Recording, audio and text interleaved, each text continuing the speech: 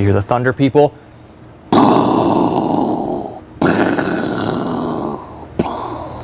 That's right, it's Black Lightning Monday. We're back, more live sound tips. Thank you for joining me. I'm glad to have you all here. All right, today here's what I want to talk about. Good piece of advice that I was reminded of recently by a guest engineer at a venue that I was working at. And that is this: don't be afraid to use microphones beyond what their stated or marketed purpose is. Doesn't matter what it says on the spec sheet. It doesn't matter what it says in the advertising of said microphone. If it sounds good when you point it at something, then it's okay to use it for that particular thing. It doesn't matter if you're using a drum microphone for a vocal. Doesn't matter if you're using a guitar cabinet microphone for a vocal. Doesn't matter if you're using a vocal microphone as a kick drum microphone. There's really no such thing as a kick drum microphone or a vocal microphone. The mics are for whatever you point them at and whatever they happen to sound good on.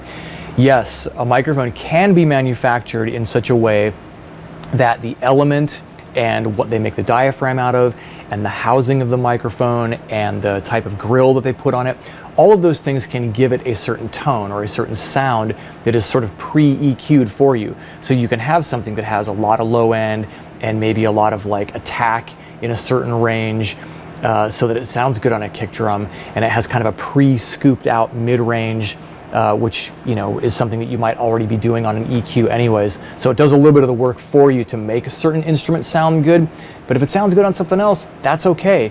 One of my favorite overhead microphones is an Electro-Voice RE50. It's an omnidirectional dynamic that is typically used by reporters for interviewing people on the street. They'll be asking a question, they pass the microphone to the person they're interviewing, back and forth. That's its stated or marketed purpose. That's mostly what people use them for. I happen to think it sounds really good without a whole lot of work as an overhead microphone if you're just doing like a mono overhead. I've used Sennheiser 421s as vocal microphones before. Looks a little bit odd, but if it's mounted on a stand and it's not handheld, it's not like impractical or an obstacle to being able to using it.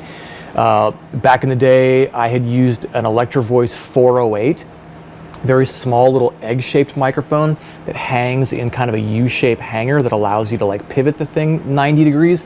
I used to use that for Craig Waters, the drummer for the BellRays. I used to use that as his vocal microphone. That microphone was supposedly a percussion or drum microphone, and that's where you would see it used most of the time.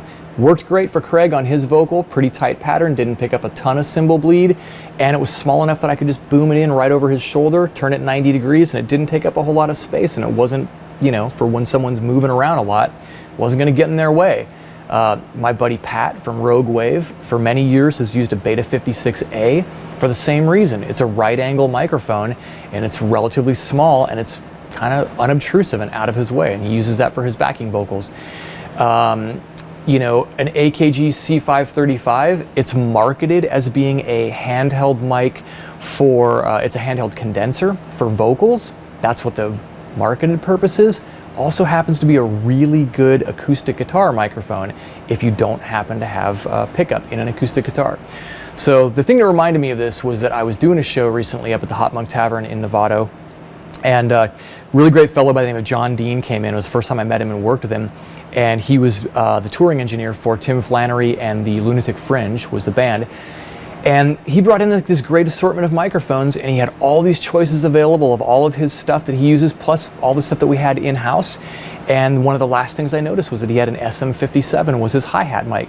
If you look at the spec sheet for an SM57, it probably doesn't claim to be world's greatest hi-hat mic, but he's been touring with that band long enough, and he's tried enough things over the years that he knows that for that particular drummer with that particular hi-hat on that particular stage at the volume of everybody else and how they play and how they interact with each other, it is the perfect hi-hat microphone. He has other options, but you know what? That's the one that he wanted to use. So that was the thing that reminded me. I was like, okay, this is something I need to mention to people. When you have those moments, if there's a band that you work with on a regular basis and you have time to experiment with them occasionally when you're mixing, then by all means, if you happen to see something in the drawer at the club, or there's just something that you thought, oh, well, I always thought that was a microphone that was supposed to be used for this or that or whatever, you never know. It might be the thing that just makes something pop out of your mix in a way that you just hadn't been able to achieve before with whatever standard stuff was available. So don't be afraid to mess around, just get out there and try some different stuff. and hopefully that works for you. All right, let me know what you think about that when you've had a chance to experiment. Talk to y'all later. Bye.